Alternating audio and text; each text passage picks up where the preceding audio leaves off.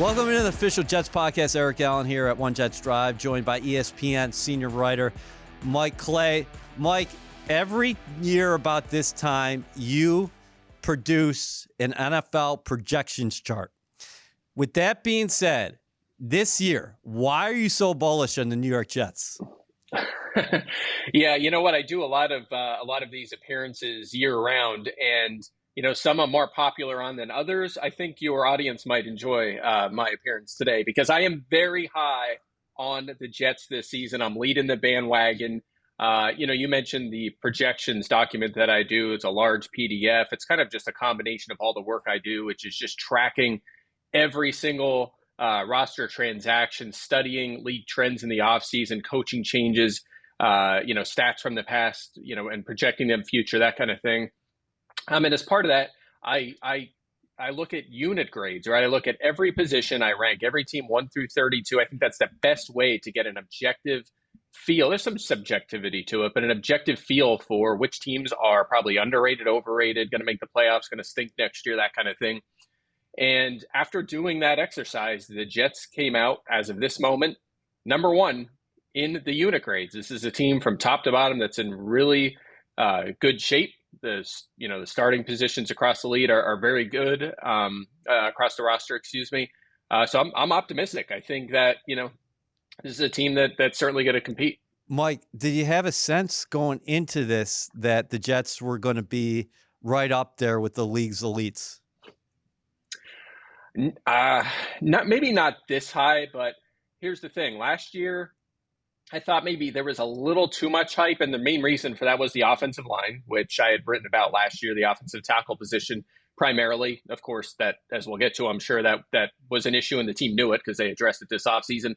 And the skill position players offensively around Aaron Rodgers were not very good, and that did get a little bit of chatter, but for the most part, people were very optimistic. I had some concern areas. So maybe I didn't think they would be atop the list or top 3, but as they started to chip away during free agency, and the draft, it became apparent that this team was positioned to make a run this year. So not only do you project each unit, you take a look at that and say, how many wins is this team going to get? As far as your projections are concerned, you have the Jets at 11.6, which, taken one step further, you have them atop the AFC. Yeah, I sure do. And a part of that is strength of schedule as well. I think they have the easiest schedule in the AFC East. Part of that is not having to play themselves. I think they're the best team in the AFC East, obviously. But, for being in a relatively tough division with Buffalo, who, they're trending down a little bit, but they still have Josh Allen. They're going to be good. Miami, maybe a little bit of a step back, a lot of defensive turnover, a couple major injuries on that side. It is relatively tough divisions, but I have them with the 9th easiest projected schedule this season. So that obviously affects their win total a little bit. But again, obviously having one of the best rosters in the league helps as well. And help boost that win total. So yeah, I think they're right up there with teams like Kansas City. It's something that jumped out to me. I mean, there's so many elements to this that we're going to get into, but you actually think the way your model projects it, that the Jets are going to be favored in an overwhelming majority of their games this season. Yeah, I do. I think the road game in San Francisco, that's a game where you would expect them to be an underdog. We'll see where that game falls on the schedule. The road games within the division, I just talked about Miami and Buffalo, maybe not. But otherwise, again, it's not an overly intimidating schedule to me. And if they live up to the talent on the roster, a lot of people say, they're good on paper. That doesn't really mean anything. I mean, how else are we supposed to evaluate teams other than what they, the players on the roster? And as far as I'm concerned, if you objectively compare this team to every other team in the league, you're going to come away saying, you know what? You're right. This team has the firepower to be a contender. What about the Bills and the Miami Dolphins? Obviously, Miami's made the playoffs the last 2 seasons. The Bills have won the division the past 4 years. They've made the postseason the last 5 years. Why do you think that, hey, the Jets are ready to elevate themselves over both of those clubs? Yeah, so we'll start with the Bills, quickly. I mean, we've seen them hit the occasional bump in the road over the last few years, but for the most part, that's been injury based. Sean McDermott's done a nice job leading that team. They have Josh Allen, but they've they were on an upward trajectory, kind of like the Jets have been the past couple of years, where they were building up the team and then they've kind of peaked in recent years. And sometimes when that happens, you can't retain everybody and you start going down the other side. And we saw a little bit of that. It caught up with them a little bit in the offseason. They've overhauled the defense, especially in the secondary. There's going to be a lot of new faces, and Sean McDermott is going to have his work cut out for them. And then same thing at the skill position players, not the objectively speaking, not the greatest group. Stephon Diggs is gone. Gabe Davis is gone. They have a rookie that's going to play a ton of snaps. Curtis Samuel, those kind of guys are going to be his top pass catchers. And you might think, it's still Josh Allen. They'll be fine. But hey, last year, look at the Chiefs. Their offense fell off quite a bit. They were dominating in terms of offensive EPA for 5 years. They fell all the way down closer to 10th last season. So that's definitely something that I've considered. I don't think the Bills are quite the powerhouse they've been in years past. And then Miami, again, a lot of that is defense. Yep. Again, a lot of defensive turnover. Their two top edge rushers are both coming off serious knee injuries suffered in the second half last season. Those kind of things add up. And again, you compare the three rosters. The Jets are right. Maybe you argue they're the third best, but if you do argue that, it's very close. They're all very good teams. Okay, so the Jets have had a very good defense the last couple seasons. They think they're ready to take another step. But what stood out to me as far as when you're looking at it from a macro level, offense, defense, you actually have the Jets offense rated higher than the Jets defense.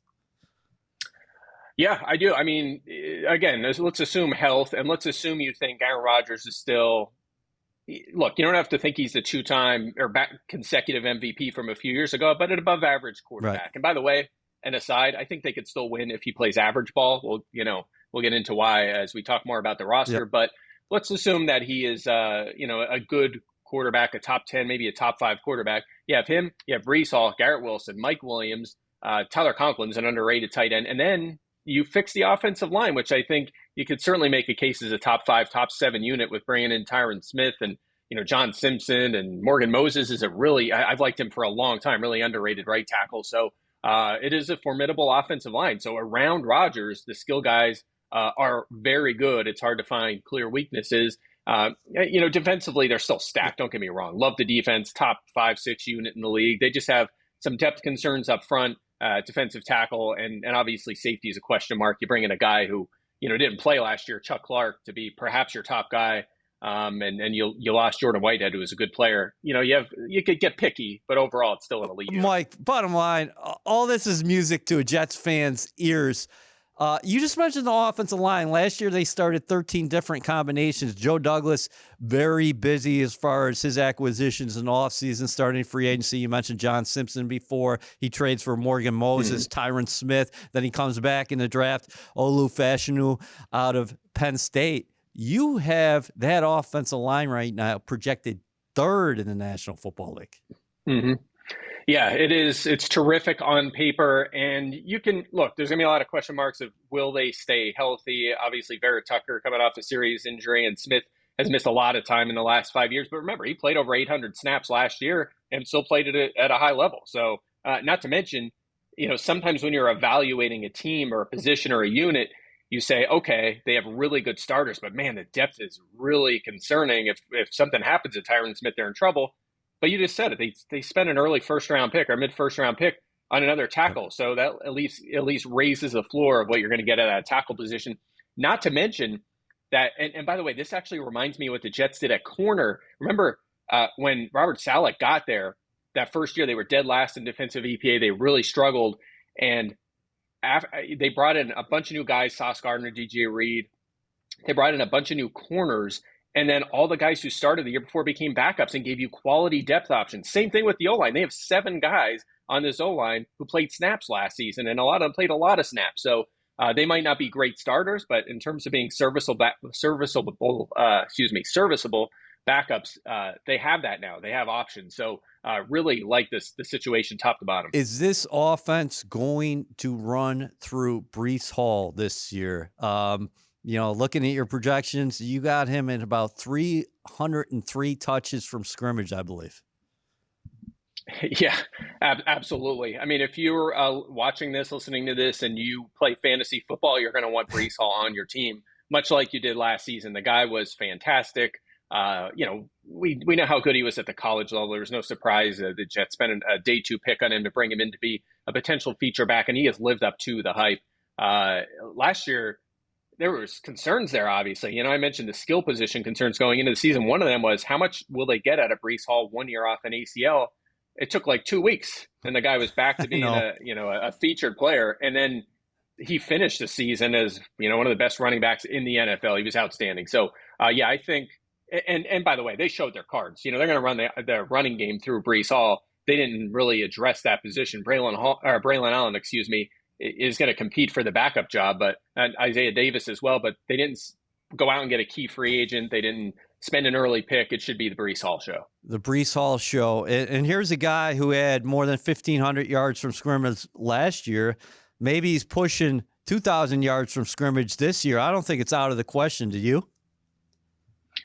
Absolutely not. I've been projected for closer to 1,600. I'm conservative with running backs because the injury rate there is so prominent. We saw it strike, of course, with Hall a couple of years ago. So I'm very conservative. I have him at 14 games. So you figure 14 games, 1,600 yards. Yeah, if he plays 17, makes the whole season. Yeah, he's definitely going to push for 2,000. How about Garrett Wilson? His first 2 seasons in the National Football League goes over 1,000 yards. Now he's going to be paired up with the future Hall of Famer and Aaron Rodgers, who the Jets, of course, are intending for him to play 17 games this season. With that being said, what do you anticipate from Wilson as far as his numbers are concerned? Yeah, it's easy to miss that he is 4th in the NFL in targets since he was drafted. The guy is a featured player. He's outstanding, super talented. I think they have an ace at that position, a number 1. You look at all of the other players that have been targeted that many times over the last 2 years. It's all superstars in the NFL. And Wilson has the lowest production output. Why? Because the quarterback play has not been good the last couple of years. I suspect that's going to change with Aaron Rodgers under center. And by the way, if Rodgers misses more time, Tyrod Taylor is a big upgrade at that position as well. We saw him put up a ton of passing yards when he was called on to start last season. So I like Wilson. I think he's a candidate to take a step forward statistically this year, maybe even lead all wide receivers in touchdown catches because Aaron Rodgers loves to throw the football near the goal line. So I expect a big lead for Garrett Wilson. That's a big thing that caught my eye. Of course, the Jets had great difficulty scoring throughout most of last season, but you're talking about Wilson. You think paired up with Rodgers, he could be pushing 10 touchdown catches. You got him at 9, I think. I sure do. Yeah, 80 for 1140 and 9 touchdowns, assuming 15 games played. So double-digit touchdowns, absolutely a possibility. How about Mike Williams' addition in the offseason? Obviously, he's coming off the ACL, but we saw Breece Hall come back in fine form last year. What do you anticipate Williams coming here, being inserted in this offense, the big X, the guy who wins a lot of battles down the field vertically? Yeah, and another position, by the way, where guys that were playing every down roles in the second half last season now will be quality backup players who they developed. It worked for them before. In that first year with Saleh, and maybe it does here at wide receiver, among other positions. So, Mike Williams, I mentioned that, by the way, because Williams obviously has durability concerns. He probably hasn't missed as many games as you realize in his career, but he does have a penchant for leaving games early and is, of course, coming off a major injury. But assuming he's healthy and he's back and good go, and it was an early season injury, so you do expect him to be 100%. Outstanding number 2. It'll take some pressure off Garrett Wilson. He's a playmaker. This was a former first-round pick that had some huge seasons, huge games with the Chargers. So excellent complimentary receiver for Aaron Rodgers. You mentioned Rodgers at the top. You said the Jets can win. This roster is good enough that they can win with him just being average. How did you go about forecasting his season here for the Jets? Obviously, 4 plays, Achilles tear, and that was coming off a year in Green Bay where he battled a number of injuries. So this is kind of the first time that we anticipate to see him in long-term action for the Jets. Yeah, so I was just doing a little digging on that because trying to solve that is one of the hardest X factors of the 2024 season. That applies not just to Jets fans, but to fantasy analysts, NFL analysts, prognosticators, fans of other teams. If you're trying to predict what this season's going to look like, you kind of have to figure out what you think of Aaron Rodgers. And there's a lot of ways you could do that. You could say, all right, this guy a few years ago was the was the MVP back-to-back seasons. Then he had a bit of a down year, but the supporting cast in Green Bay was highly criticized, wasn't very good. He didn't really want to be there, it seemed like. And then, by all accounts, last year, he was ready for a huge season. I mean, based on all the hype, if you watch Hard Knocks, a little preseason action, there was a lot of hype that he was back and going to have a huge season. I think he's highly motivated, and I think he has the players around him. So I graded him fifth best at quarterback. Right. I think that's a completely fair assessment for Aaron Rodgers. But again, with the guys around him, even if he did lose a step at age 40 off the Achilles and plays average football, I think they have the team around him to still be competitive. Defensively, the Jets love this cornerback unit, and you do as well. You could the people within these walls, I think you go down in the locker room, they think they got the best three in the business with Sauce Gardner, DJ Reed, and Michael Carter II. You got some depth pieces as well. Can you talk about the cornerbacks and what you anticipate from this group here in 2024? Yeah, no doubt about it. I mean, DJ Reed, so underrated. Just a guy that, and this always happens, there's always players that kind of fly under the radar throughout their career, and Reed has been one of those guys. He's a former safety, with Seattle. They moved him to corner as a breakout season. The Jets pick him up, and he's been a great compliment to Gardner. And by the way, I think a lot of people still don't have a great feel for how corners are utilized, and a lot of people just assume Sauce Gardner. I know that name; he's a superstar. Whatever, all pro, you name it. He probably just follows number one receivers around all the time.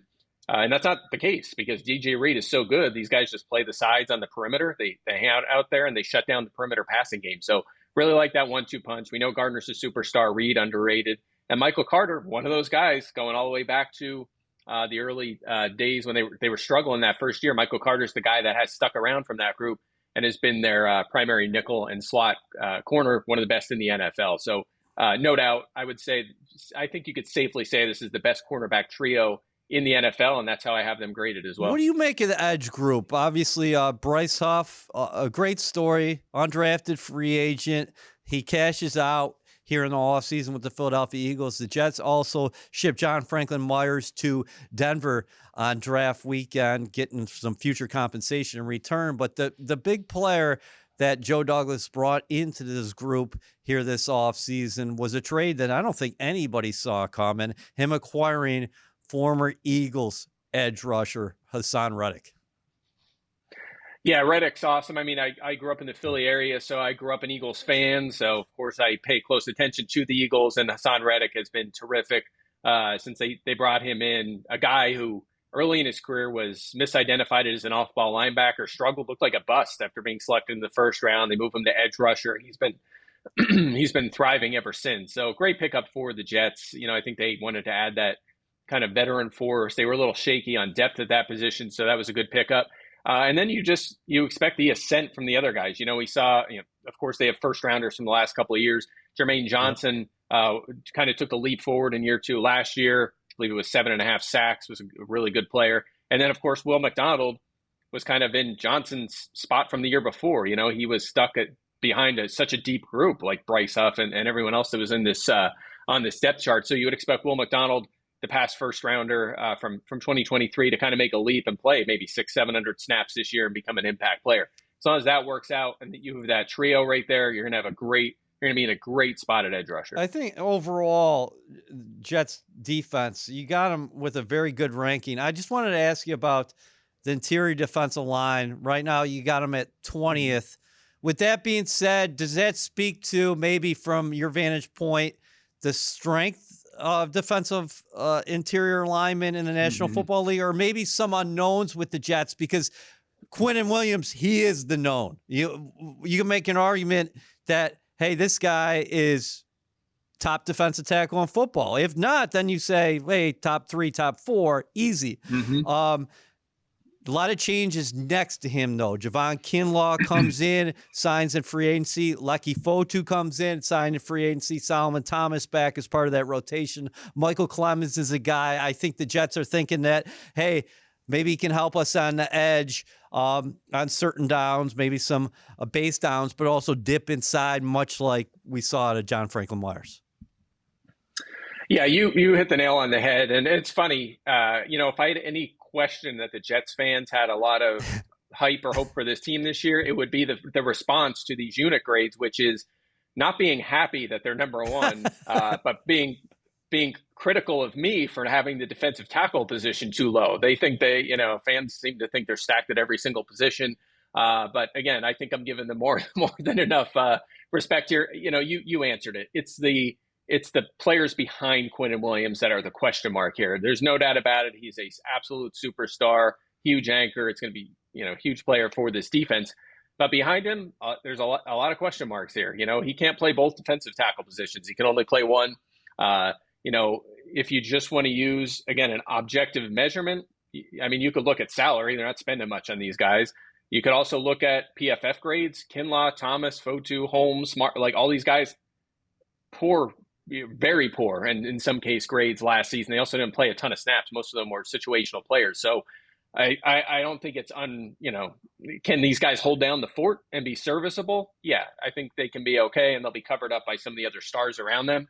But is it a group that you get really excited for? No, you don't. It's just Quinnen Williams, and then it's a lot of, we need some of these guys to step up and be players. You love the off-the-ball linebackers the Jets have, and C.J. Mosley and Quincy Williams, of course. I wanted to ask you about safety, too. You have them projected at 28th. Would you say that's the biggest question mark you have on this defense? Chuck Clark obviously came over from Baltimore. Unfortunately, went down last year. Wasn't able to suit up for the Jets.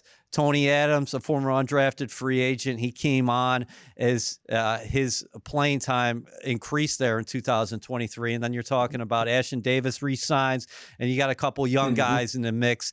JBC, Bernard Converse, the guy you drafted last year, and then you drafted Mr. Irrelevant this year in Jalen Key as well. Yeah, no doubt about it. Chuck Clark's going to be a question mark. He's 29 years old, didn't play last season with the ACL, but he was very good in Baltimore. Again, another one of them underrated players. The prior 3 seasons before he got injured, he was 9th in the NFL in tackles. So he could deliver the goods at that position, assuming he's healthy and back. And the same old guy, you're going to have a solid safety. And then Tony Adams, again, not a guy that's really moving the needle, former undrafted free agent, kind of forced into work last season, as you pointed out. But I think he's fine. I don't think he's going to really crush you. So, yes, I would say that's going to be your shakiest unit, but that's a good problem to have a potentially solid unit be your worst unit on your defense. Is, again, top to bottom, absolutely stacked group. And by the way, their safeties might not be too busy if you've those great linebackers making the tackles and then the 3 corners shutting down the receivers. They're just going to be able to chill out and not have to do too much. So that's a nice situation. Can you speak to the job Joe Douglas did in constructing this roster, especially this offseason? Yeah, outstanding. I mean, you have a window here. You have Aaron Rodgers. You need to win now. You have to go out and address the issues. And that's really what they did. Not every team does that. You'll see. I'll just use a random example. Atlanta takes another quarterback in the top 10 of the draft, even though they had some very obvious roster issues that they had to fill. And their window's open with Kirk Cousins right now. You have the skill guys around him. You've got offensive line. The offense is ready, but the defense is not. And you have a chance to win that division and become a contender. They didn't really do that. They took another quarterback. The Jets did that. They went into the offseason. They said, here's our problem areas. Offensive skill guys around Aaron Rodgers. We didn't do a good enough job there last offseason. And, of course, offensive line, massive, massive problem. We knew that was a possibility going into last season. They did not do a good job. They fixed that this offseason. Great, outstanding offseason. Really love what they did. Now your window's open. You have to spend to win now, and they've done that. Mike, we're getting you before you publish this on ESPN as far as where you actually think the Jets are going to finish up. With that being said, we'll be able to look back at this and have a smile. But what kind of reaction do you think is going to be out there when this is on the front page of ESPN.com? Yeah, so I have an article coming out about the Jets and just how high I think their ceiling is this year. I won't say any more than that about how this is going to be labeled, but we're going to have some fun with it. And even though it's a little bold, it is backed up. I don't just say things because I'm just trying to be bold and get clicks or whatever people say. I say things because I think they're realistic. The year after the Browns went 1-0 games, I wrote that I thought they were a 500 team, and they went, I believe, 7-9 that next year. I do this because I objectively and analyze these teams and feel like this is where they are from year 1 to year 2. And I think the Jets are one of the best teams in the league. There's a long piece I just wrote on my expectations for them and why I think they're a real contender. in the AFC and for the Lombardi. So that'll be up at ESPN.com, and there's going to be.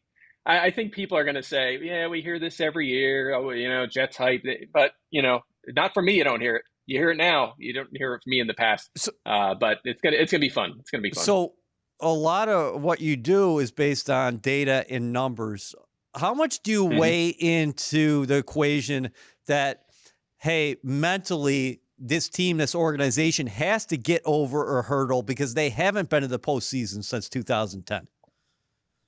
Yeah, I don't put a lot of thought into that just because things change so quickly in the NFL. I don't, again, you think about all the teams that have been, we'll say, quote unquote, laughing stocks for an extended period in the NFL, including the Browns, and who I just mentioned. And the switch could flip quickly. The Chiefs were for a while before, Alex Smith and Reed and Mahomes.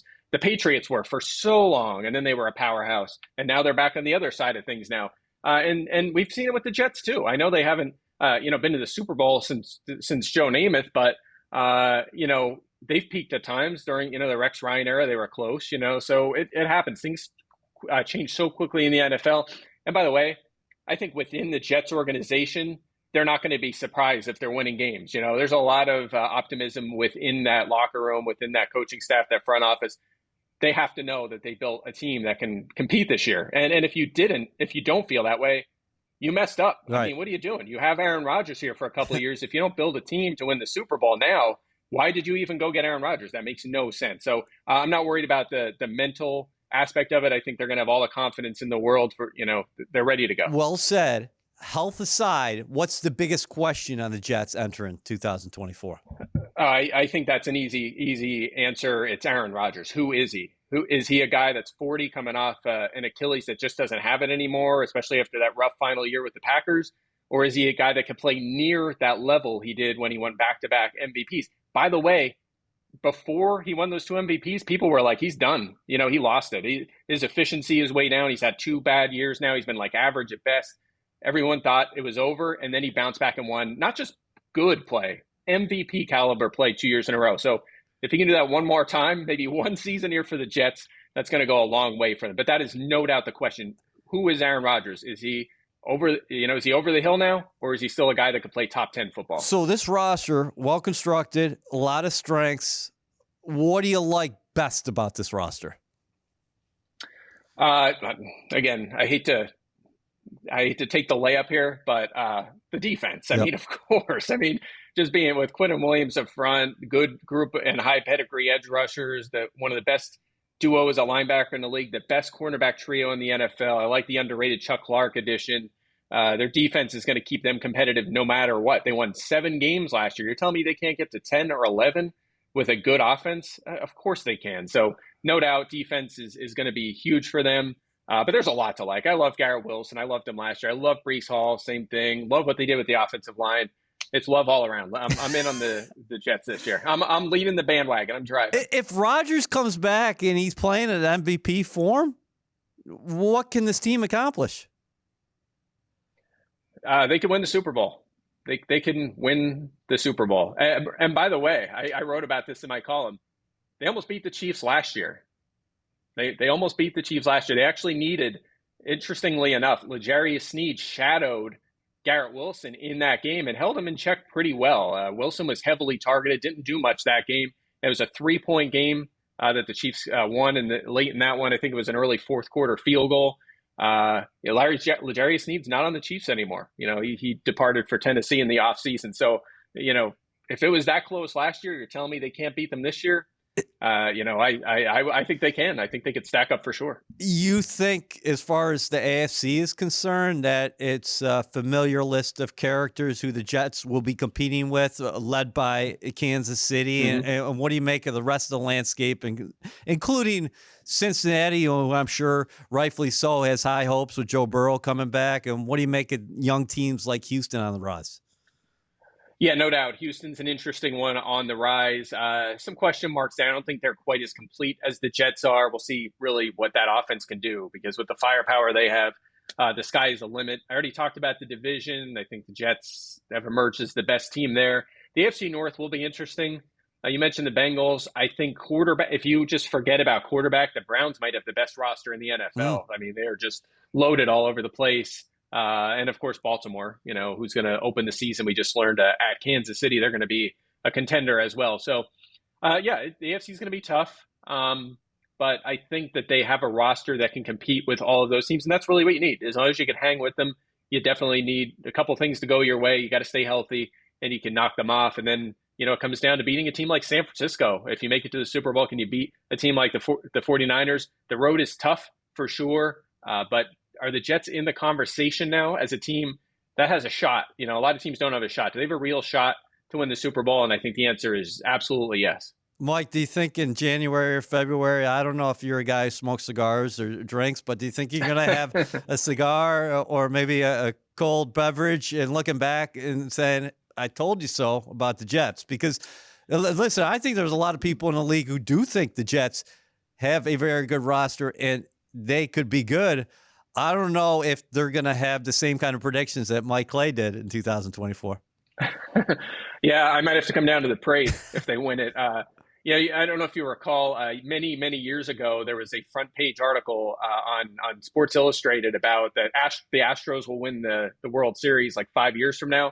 And they did. I think it was Ben Reeder. And then he wrote a book about that. So maybe that's what I'll have to do. I'll have to come down to the parade and do some interviews, write a book about, the year I said, the year I told you so about the New York Jets. So we'll see what happens. We might hold you to that. At Mike Clay, NFL, check him out on ESPN. A lot of research went into this 2024 NFL projections, not just for the Jets, but for every team.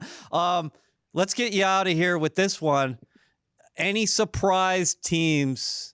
You articulated so well what you think what's going to happen with the Jets this year, but any surprises as far as your forecasts here coming up this season, whether maybe a player or a team? Yeah, that's a good question. We already mentioned the Texans, so I won't go there. I mean, I think what they did with that offense is super fascinating. How about this one? I got one for you. Going on the negative side. So I have the Jets as maybe the best team in the NFL.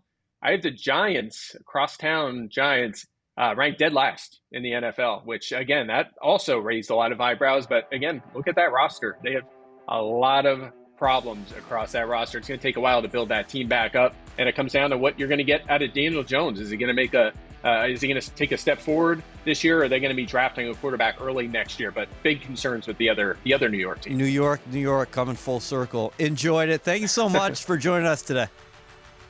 You got it, guys. Take care.